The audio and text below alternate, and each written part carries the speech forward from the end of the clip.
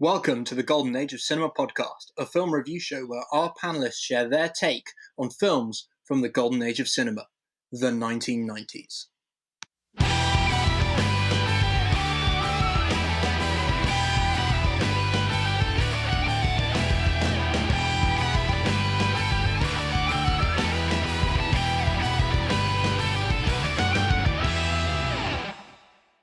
Good evening and welcome to episode 5 of the Golden Age of Cinema, the podcast where three friends have a look back on entries spanning the 1990s, the Golden Age of Cinema, so labelled on a drunken breakfast one morning in Barbados 2 years ago.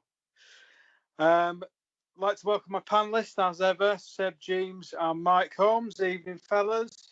Hello, Matty. Good evening.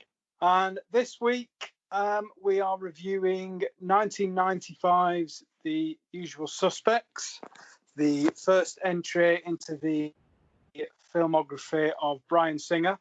And as Mikey Holmes has just told me, preceding the start of tonight's episode, the less said about that guy's personal life, the better. But for tonight, we're discussing his first film. So, guys, Mikey, I believe this was your pick.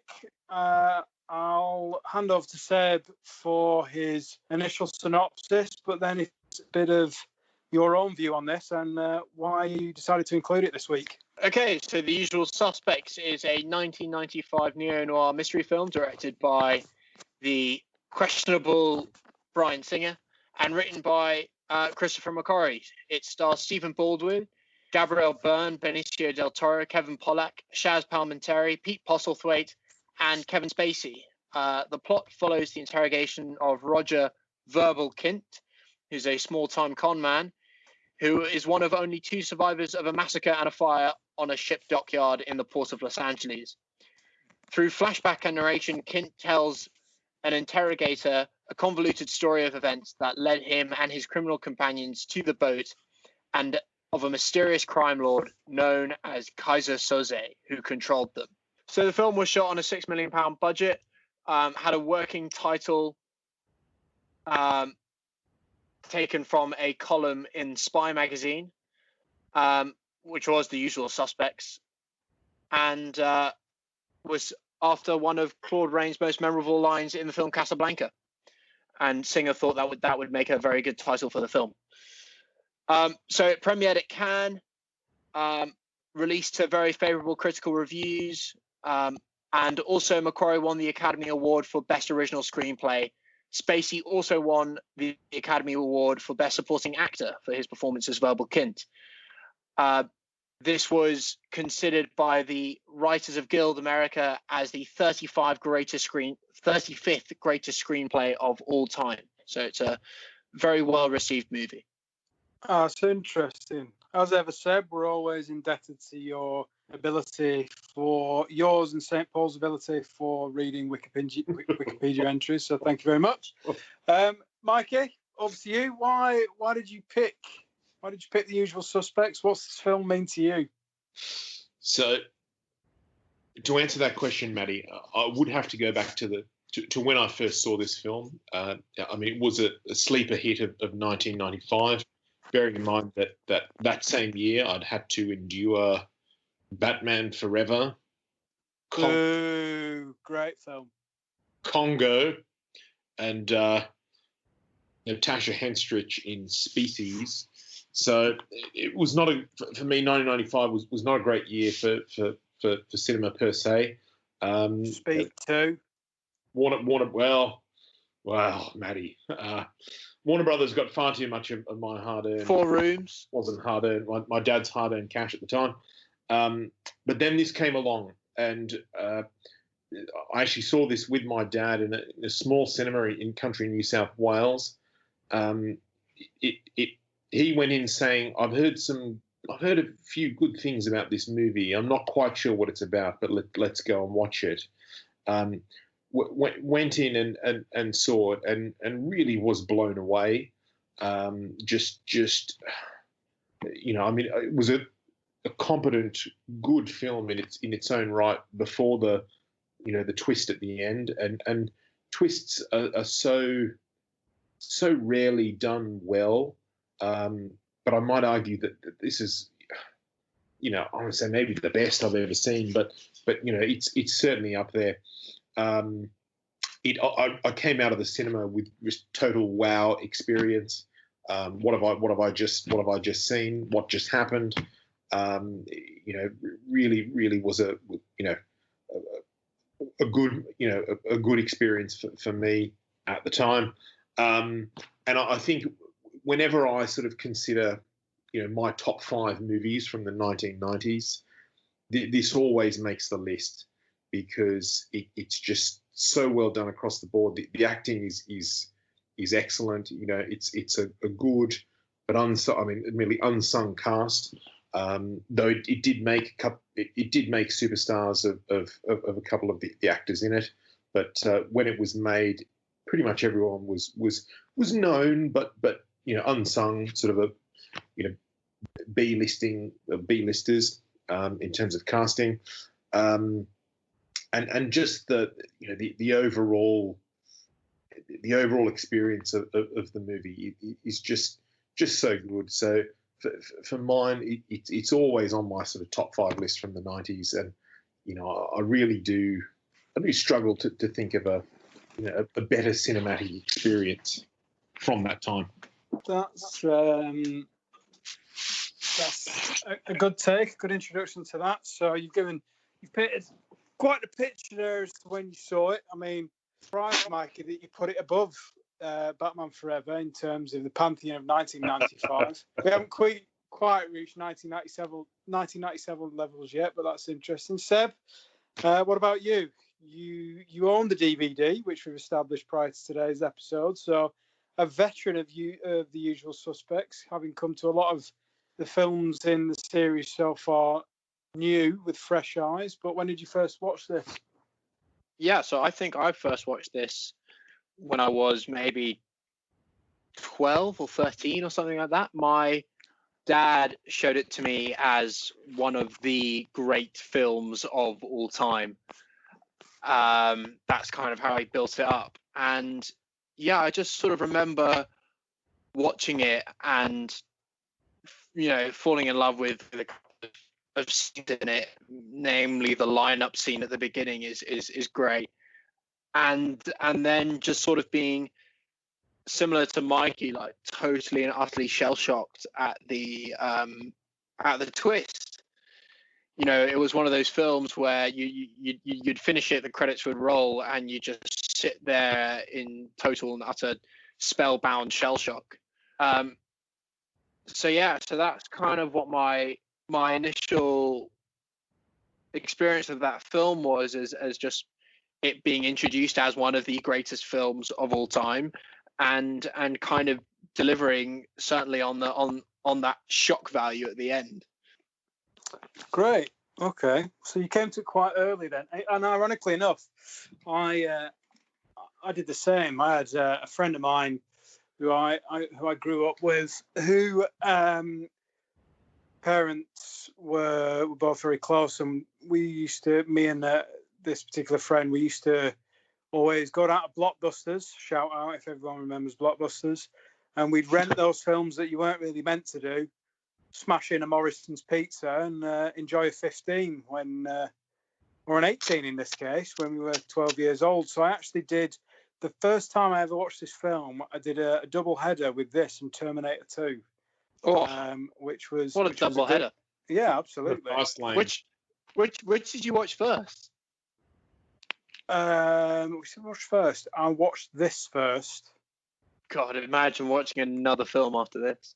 Yeah, but it was kind of like an early start in the evening, and I'm not sure if either of you remember, at 12 or 13, we'd managed to smuggle some Woodpecker 3.1% cider in for the evening. So we were, for all you Tiger King viewers out there, we were the real cool cats, less so kittens of the evening. But no, I remember at the time really enjoying it.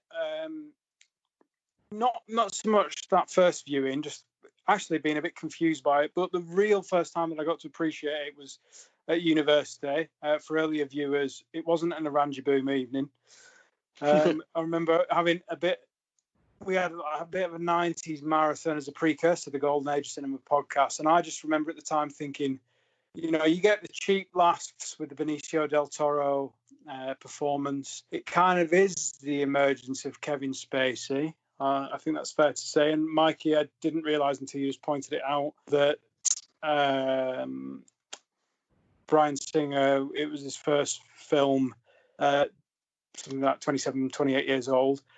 Always got a lot of time for Pete Postlethwaite, who arguably was not really mentioned enough of in the Golden Age of cinema. The only thing that he has counted against him is he is obviously a Lancastrian, but Northern nevertheless. But no, really great film, and I think that it stands up to repeated viewing. We were having a back and forth earlier today, guys, how sometimes when you know the plot twist is coming, I'm thinking maybe Shutter Island. There's another film that has a real last minute kind of twist at the end, and another Golden Age of cinema entry in Sixth Sense. You don't really want to watch them too many times afterwards. I've got to admit, I've not probably watched this in 5 or 6 years, maybe even more. But yeah, no, it was really, really good to revisit it. I forgot how good an actor Gabriel Byrne is. He's great in it, and there's that little. He is, yeah. We'll unpack a bit later, but the little montage at the end where you potentially think that he's Kaiser Soze, I thought it was quite menacing, and he's got a bit of a Willem Dafoe look about him. And, you know, it wouldn't be the Golden Age of cinema without dialing in some shit performances of dynastic families of the age. So there's, of course, a Stephen Baldwin. The Baldwin boys. Performance. Oh, my Lord. I mean, he is terrible. Although kudos to his haircut. Did really like his haircut in this film. But, yeah, no, really, really enjoyed it. Really good film to revisit. So yeah, no, I think one of the most solid entries with that we've decided to look at so far. So Marky, I'll go to you. Given that it is your film, let's try and unpick some of the main dominating themes of the film and what we think emerges over what's actually quite a snappy runtime at 1 hour and 46 minutes. Yeah, I thought it would be longer than that actually, but when I saw it at 1 hour and 30, it does pretty much get everything in there, doesn't it? It does. It's a really well-paced movie. I think I like the points you've picked up there, Maddie, in terms of the fact that it stands up to repeated viewings, unlike a lot of other twist movies where you know what's happening at the end, so all the energy is taken out of it. With this, he builds the tension all the way through. He just sort of leaks in the moments about Kaiser Soze, very, very, very slowly. It just sort of, it builds in the background. So who is this? Who is Kaiser Soze? His name seems to have an effect on anyone who hears it, whether it's whether it's the police or whether it's the crooks. But the tension of it is built all the way through. I think the action sequences are good. I did really like the New York's finest taxi service. It's a great scene. He builds the tension all the way through. The cast that he's assembled for this is really solid. I think Stephen Baldwin. You weren't a huge fan of his in this, Matty, but I actually think he had a fairly competent performance. I think if you look at the cast that he has for this at the time, there were no massive names. Gabriel Byrne was probably the biggest name when this was made. I mean, this movie really did make Kevin Spacey. He'd done Swimming with Sharks a little bit before this. He'd done what's that disease movie? Is it Contagion or Outbreak? Sorry, Outbreak with Dustin Hoffman. And this was just before he did Seven, if memory serves. But it really did make him. He won the Academy Award for it. Benicio del Toro, his career went through the roof off the back of this. Kevin Pollak, solid performer. Chaz Palminteri, solid performer. Dan Hedaya, solid performer. Pete Postlethwaite, a really, really fine actor. Sadly no longer with us. But I think Bryan Singer really did well to assemble the cast that he did. The film is really well paced. It stands up, even if you take the twist out, just for argument's sake, you give it a different ending. I still think it would be an entertaining film. With the twist, it's just evidence that this script, is really well written. Overall, I think it's an excellent movie. Yeah, I think with the script, I think it is probably the strongest feature of the film. Obviously, it was won the Academy Award for Best Original Screenplay. I think sort of the way that it's structured is very good as well. Sort of doing everything by flashbacks, the sort of non-linear style, the sort of unreliable narrator makes everything very suspicious and very interesting. And then sort of the way it all ties in at the end makes the whole thing even, like, you realize that the writing is even more genius than you thought it originally was. I think that's a good point, Sebi. That's I mean, it is really fresh, well-written script. I think these, inverted commas, twist movies, they're hard to do. They're certainly hard to do well. I'm sure if we tried to sit here and think of 5 that were really good, we'd sort of be struggling. There's a lot that try, but usually fail. But in this case, it really comes off in a big way. I think this works better. I think this is a better movie than The Sixth Sense, though. The twist in that was what was certainly was very well done. I think the other thing I want to highlight for this is I've spoken about the cast, but I think Kevin Spacey was really good in this. I haven't seen this movie. I saw it in 1995 at the cinema, but I probably haven't seen this movie, I'm going to say 15 years, maybe a bit longer. And so watching it yesterday, I saw Kevin Spacey, and his performance really is good. When you know that he's actually Kaiser Soze, and Spoiler alert. Yeah, spoiler alert. Yes, thanks, Matt. Thank you. When you know what's coming at the end, and he's playing the part of the cripple, and he does that really well, and he's pathetic, and he's the weak link of the group, etc., etc. But every now and then, you just see his eyes change when he's speaking with Dave Couillon, the policeman. And I was just sort of reminded of the sort of the crocodile just below the water. You can just see the eyes, and at face value, it looks like there's something there's something unobtrusive here, nothing to worry about. But in fact, what lurks beneath is monster predator.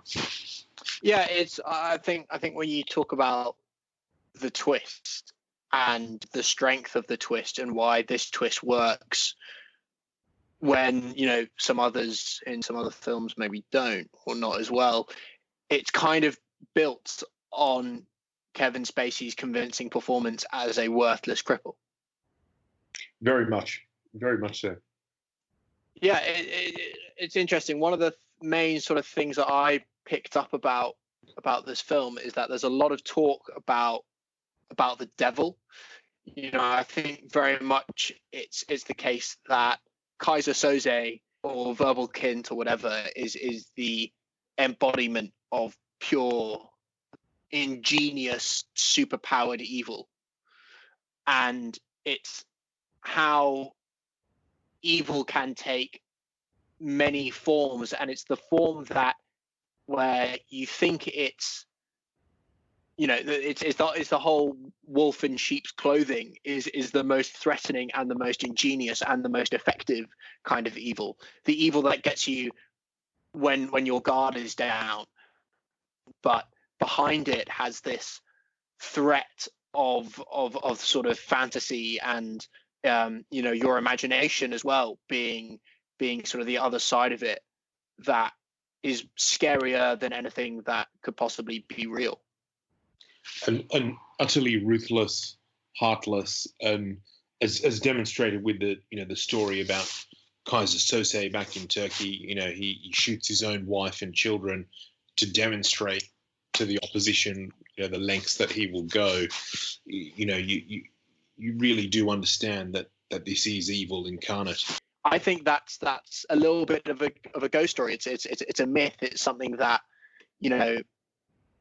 it's something that builds his legend. But the thing is that whether it's true or not, it doesn't matter. Exactly right. It probably is a ghost story, but maybe it's not. And if it's not, then that's pretty scary. That's also evil in itself, isn't it? It's the thought. Yes. Less so a theme, but more so an observation. But I thought the early to mid 90s, there was a real plethora of films that went a long way to kind of exhibit the LA as a really good setting for a lot of these films. And as anybody who's visited the West Coast, I don't know if either of you have, it makes me pine for times that's spent out there. But I thought it was a really well done film in using some of the settings that it did, so it transversed from East to West Coast quite well. I know that certain times you could feel a little bit lost in films that crisscross America like this, but I thought it used its settings particularly well, and how it was filmed, and there was a real distinct flavor to when it moved from New York to California and San Pedro, etc. So I thought that was a really well done element to the film, and probably was something quite challenging for a new director to take on board. I don't know if either of you two have any thoughts on that. I want to chip in. Yeah, I know. I think what it does is it helps to pace the film quite nicely. We get that sort of first act and a bit set in New York, and then the sort of the whole moving to LA is when the plot really begins to ramp up. I think there's a quite nice sort of transition. When you go out west, it becomes more of a Western, if that makes sense, kind of in its structure, in terms of the police become a lot less of a factor once you move from New York to LA, and it becomes this more lawless and sort of gun-toting environment, which helps to escalate the violent nature of the jobs. Yeah, no, I thought, a really good extension of what I was trying to say there. Mikey, any thoughts? I mean, now that you've both made those observations, I do, I think they're well made. I mean, to be fair, I hadn't sort of noticed those distinctions per se. I really did, but both in my viewing yesterday and at the time watching it in 1995, I think I was sort of more caught up in the story, and the location was just just a backdrop. So it's interesting that Maddie, you pick up on that. I mean, to be fair, to my shame, I've not yet been to the States, so maybe that's a factor. But for me, the pace of the story, the tension, the characters, for mine are what sort of really grabbed my attention. The settings maybe a bit less so, certainly less so than other films. Have you ever been to Stokey, Illinois? No. I mean, I haven't. No. No, it's good. Yeah, I think it's interesting to just pick these things out, because I feel that certain films, and this isn't just exemplified in the GOAC, the Golden Age of Cinema, for the uninitiated, although I'd have thought in episode 5, dear viewer, you would be initiated by now, that sometimes you can feel a little bit lost when scenes change or settings change on a regular basis. But I thought this element of it was, and if I had to go poncy and wanky, which sometimes I know we want to do on this podcast, kind of embryonic of Dean's character as he descends back into the world of criminality, or if he really left it. I thought that was really good element to the film. But yeah, let's move on to what we each think is, or what our takeaway is as our favourite scene throughout the entire film. I'm quite looking forward to divulging into mine, as mine's a bit out there. But Seb, we'll go with you first. Yeah, I think it's pretty difficult to look past the shootout on the boat, specifically when McManus and Keaton are going through the underbelly of the boat and sort of going around all of these corners. Great scene. And I think that is genuinely one of the most tense scenes that I've watched, especially the first time I watched it. I remember just being totally gripped and totally on the edge of my seat, just, knowing that round any corner could be this mythical devil himself, Kaiser Soze. There's no coke. There's no coke. Yeah, but I think what's really good about those scenes is you can really feel that the characters themselves are bricking it. You can tell that you can smell their fear. You can and as well, the way it's shot, this claustrophobic, close-cornered cinematography really helps to just sort of trap you in, and you get this feeling that these guys are really trapped in this situation. And secondly, the fact that there is like no score at all, and it's just this background of the underbellies of this boat, and all you hear are sort of the creakings and the runnings of the pipes and things like that, and the occasional sort of gunshot in the sort of distance from a different area of the boat, and you just have no idea what's going on, and all of that just wraps up in this really tense scene that is just strung out for longer and longer and longer. Yeah, Mikey, what about you? What are you picking as a favourite scene for yourself? This is kind of a tough one for me, because I do remember well when I first watched this movie. I can remember my emotions, as I watched it, where I was, etc., etc. I mean, I remember what the theatre looked like, etc. Certainly remember the cinema itself. And so I think when I watched it at the time, my aside from, and perhaps we should have made the sort of the spoiler alert warning at the start. If you haven't seen this film before, you probably shouldn't listen to this podcast, actually. But there is one almighty twist at the end, and I think when I watched it in 1995, that twist was really what sort of blew me away. But I did really like in 1995 watching, as he just, Bryan Singer drops these breadcrumbs about Kaiser Soze along the way. Particularly when the detective he's gone to the hospital and he's visiting, he's the Hungarian, the one surviving member of the Hungarian mafia. He's all burned, and they've got the sketch artist in there, and they're just, the doctor's trying to get them out, but he's pressing no, and he's just, it's just another routine sort of call, and he's on the phone to someone else, and the guy is sort of speaking Hungarian, and then just suddenly Kaiser Soze, and then that sort of grabs everyone's attention. That for me was at the time was the first sort of big sort of piece. Okay, there's something really unusual about this Kaiser Soze, the effect that it has on people. So I think when I watched it in '95, that was aside from the massive twist at the end, was probably my favorite scene. I did mention also I like the New York's Finest Taxi Service.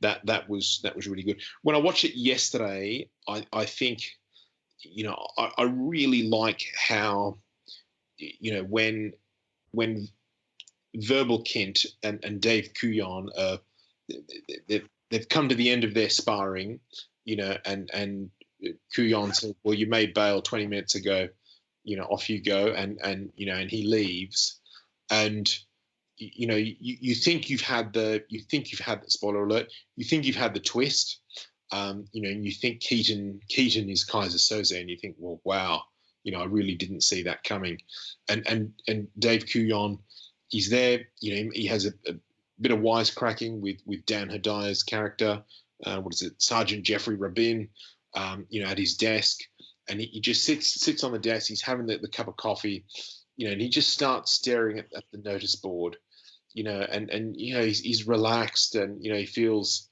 he's got his man, he's got that smug look on his face. Smug look on his face. It was Keaton all along. I knew he was a real, dirty piece of work, and I've got to the bottom of it, and he's just settling into his complacency, and you just sort of see his eyes sort of move up and down, and the smile, and then you just sort of start, and then the coffee cup drops, and then it starts to pan in on the details that he's suddenly noticing, finishing with the Kobayashi on the bottom of the broken cup, and then suddenly, it starts to dawn on you. So, for mine watching it yesterday, that would be my favourite scene. Matty, what about yourself, mate? Well, just to finish the stream of conscious that you had there, Mikey, and as we know, Bryan Singer has his questionable history. I wonder if the police detectives in charge of Kevin Spacey's, looking at Kevin Spacey's questionable track record, had the same coffee drop moment. Who knows? We might have to edit that one out, Matty. No, give over. Seb said tits in the last episode.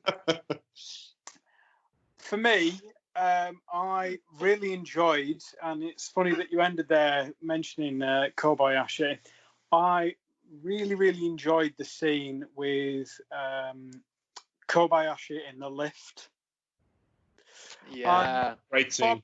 Far be it from me to critique a fellow Northern thespian. If it's a shame that neither of you saw My Turn as an 11-year-old as one of the Magi in St. John Fisher and Thomas More's Christmas school play.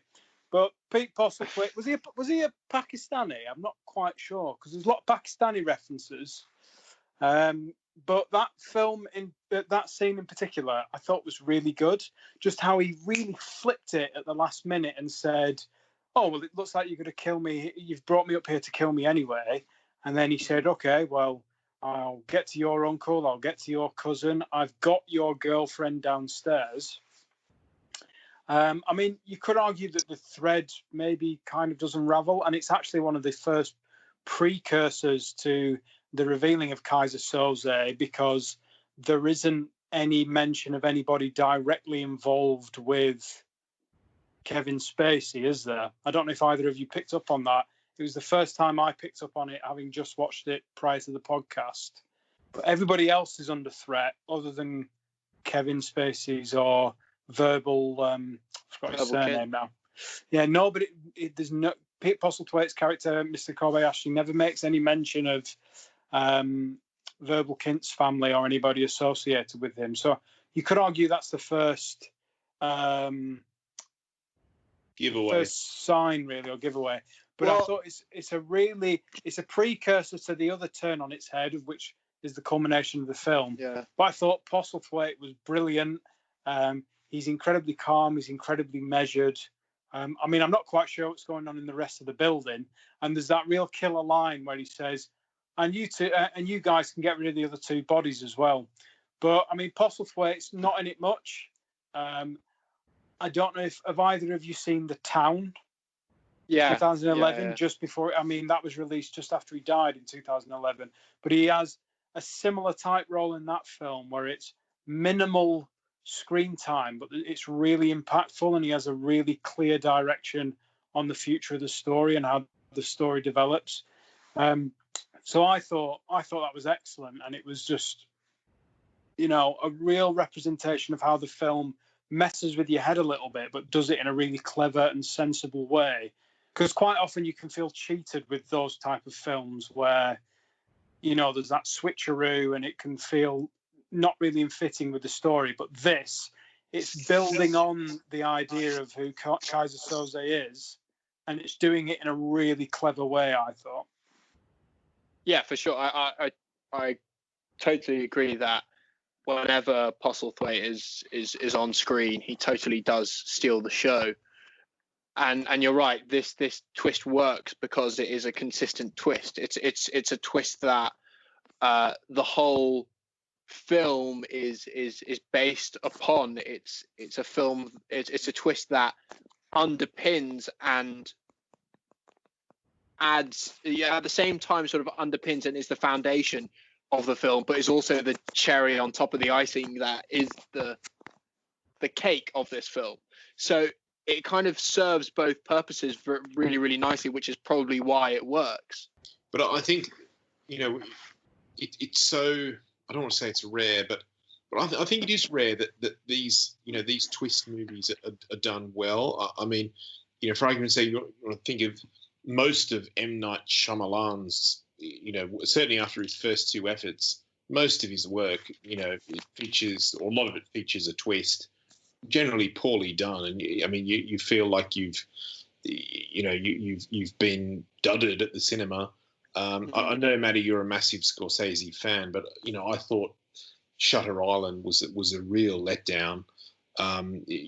Sort of akin to, the movie happens and then you realise, it was just a dream. It feels, you feel cheated because it's an easy, it's an easy get out for the writer. Like, it was all in his head, or it was just a dream. But do you know that's based on a book? Even so, but I don't think it works as a movie in the same way this does. It's a genuine twist. You really don't see it coming. I will say this though. Like many twist movies, rewatching them, you do pick up on little certain things. And interesting, Matt, that you picked up that Kobayashi's lawyer never explicitly threatens verbal kint. When I was rewatching this the other day, I first noticed that there might be a giveaway when verbal kint shoots the guy in the car like dead between the eyes. And the reason why that's a giveaway is because later in the film, he says he gives the excuse of why he didn't shoot Kaiser Soze as, why would you try and shoot the devil in the back? What if you miss? Yeah, great pickup, Sebi. Really good. Like, why would this guy miss? This guy was a dead shot. But yeah, that's like the one thing that could maybe possibly give it away. I mean, initially when you see the actual scene play out in the sort of prologue scene, you get a look at the gold watch and the gold lighter. But the thing is that those items are taken off verbal kint's person while he's still in interrogation. You don't get them back until later on, and by that time it's already too late. Yeah, interesting. Yes, I think that's fascinating that we've all picked up on. I think this is the first time in the five episodes to date that we've all picked up on very different and distinct areas of a film on this occasion. So that's interesting. But it seems to be in agreement that we've all really enjoyed revisiting this. None of us have come to this for the first time. I'm not sure if that's the first time that's happened in the films that we've watched to date. Possibly it is. Can I just say, and I said this to Mikey before, Bryan Singer, how shall I put this? Controversial. It's a yo-yo filmography. It does diversify quite a way in the X-Men was a great film. What are you talking about? It was a great film. Can I also just say Superman Returns? Fantastic film, despite what a lot of people say. Also Kevin Spacey. Oh, yeah. Yeah, very good shout, yeah. Valkyrie, less so. But, yeah, no, I think we're all in... There's a consensus building here that this is arguably probably, after Cape Fear, the second best film that we've reviewed to date. Or is that too controversial? We'll see what the liars say. Yeah, I think we'll see what the liars say, Matty. Okay, so with that, we move on to this week's liars out of 10. For those of you who don't know what this is, for shame, where have you been? But we judge every entry and every film that we look at this week against the greatest entry in the golden age of cinema, 1997's Liar Liar, whereby cinema could not get any better. And as Mike Holmes pointed out with a rum punch in hand 2 years ago, Hollywood executives across the land tore up the book and said, lads, we cannot do no better. So, Mikey, I'll leave you last because it was your pick. Seb, you go first. How many liars out of 10 are you giving this? So, look, it's a very, very, very good film. It's incredibly solid from start to finish, and the twist is just sort of boost this film's up into the upper echelons. I would say that sort of down points about this film potentially are on multiple viewings. I think because the twist is such a seminal part of the whole film experience, on multiple viewings, knowing what the twist is, it slightly dampens the film. But that's not necessarily a slice on the film. It's more a compliment to the magnitude of the twist. Overall, I'm going to give this film 8.5 liars out of 10. I think it is really right up there. I'll just 8.5, maybe because it's slightly one-dimensional in terms of it relies very, very heavily on that twist. And it wasn't satire on fascism. And it wasn't satire on fascism. So I'm going to give it, I'm going to go 8.5. Very, very good film. Okay, so I'll go next. I feel there's a developing trend here where I'm slightly the more critical of the trio, but I'm going to give this 7.5 liars out of 10. Ooh, and harsh. No, I wouldn't say that's harsh. And I'll tell you the first point. I won't spend too long unpacking this, as I want to give Mikey a bit of time to talk about his choice. But tell you who none of us have spoken about, and in this age of Me Too, and we are, of course, talking about a film including Kevin Spacey, none of us have spoken about Susie Amos. And I actually think one of her bits... It's a very small role. Well, but it's one of the more unresolved bits. So there's a throwaway line about, at the end, that she's been shot in the head by Kaiser. Yeah. And I actually think that's embryonic of... There's a lot of strands, or there's several strands in this film that are left unresolved, and I think there's a few plot points where you're just kind of scratching your head, and it is a bit of, and I'm all for being challenged when you watch a film, but I think it pushes through at quite a sweeping run time at 1 hour and 45, and I wonder if maybe there was another cut of an extra 15 minutes, probably wouldn't have hurt it to try and unpack that a little bit more. You'd probably have a little bit more sympathy for Keaton, for example, if you knew why he was trying to be, how he's trying to go on the straight and narrow, albeit that it didn't take a lot and the sniff of a quick buck to make him want to go back into a life of crime. But I thought for the most part, really, really enjoyable. Some underdeveloped plot threads aside, yeah, I actually agree with somebody said earlier, even Stephen Baldwin turned in a decent performance. Benicio del Toro, for the time that he was in it, you cocksucker. I thought, I mean, come on, everybody loves quoting that. He was great. And yeah, as we've talked about at some depth this evening, even though you know what's coming up, it stands up to repeat viewing. And it's probably only one of only a few Kevin Spacey films that I'll quite tolerate watching at the moment. But Really good film. Really enjoyed it, and good choice by Mikey. So with that, Mikey, over to you. I'm going to give this 9 lies out of 10. I think it is an excellent movie, really. As I said earlier, whenever I think of a sort of top 5 from the 90s, this is always on my list. I do very well remember where I was, etc., when I watched it in 1995, and largely that's because it was so impactful. It was so well done. The twist was just so so excellently done. I really do struggle to think of a better twist movie. I think the twist where you think it's Keaton, where you think Keaton is Kaiser Soze, he does a hard left, 90 degrees at high speed, you're sort of going along and suddenly you're thrown around and you think, oh, wow, it's Dean Keaton. He's Kaiser Soze. Oh, well, that kind of makes sense. Wow.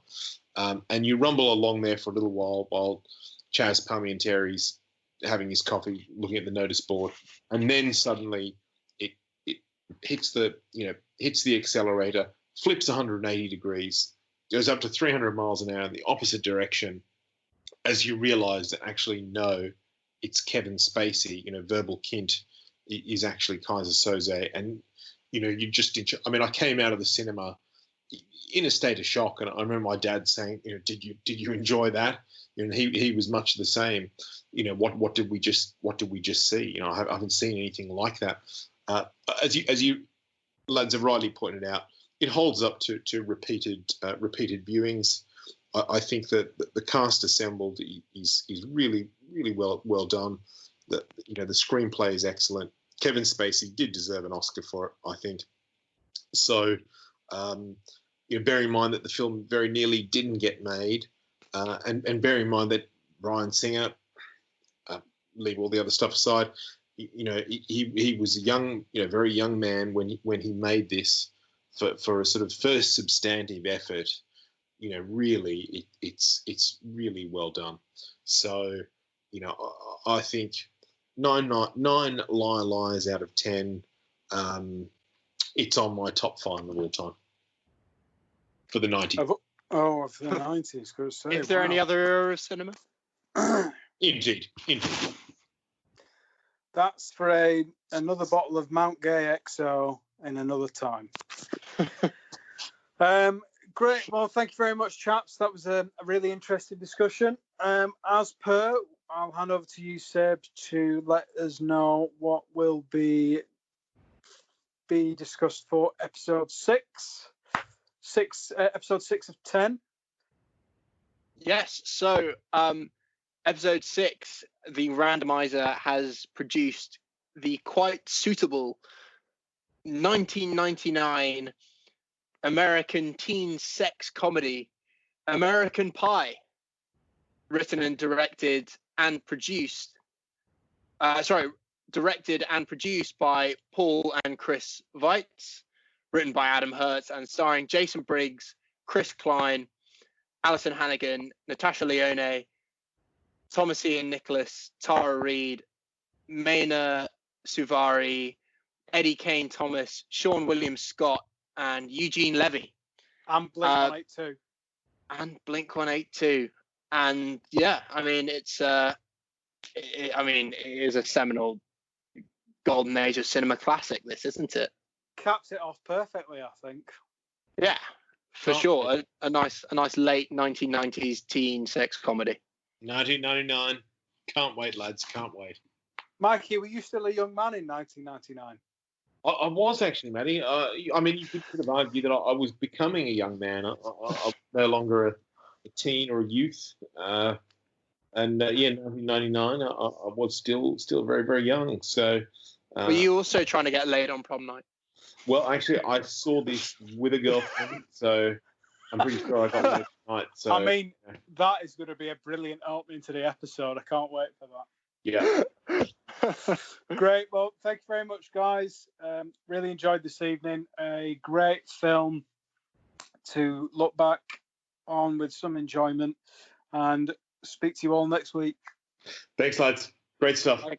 Right, guys. Bye-bye. Bye.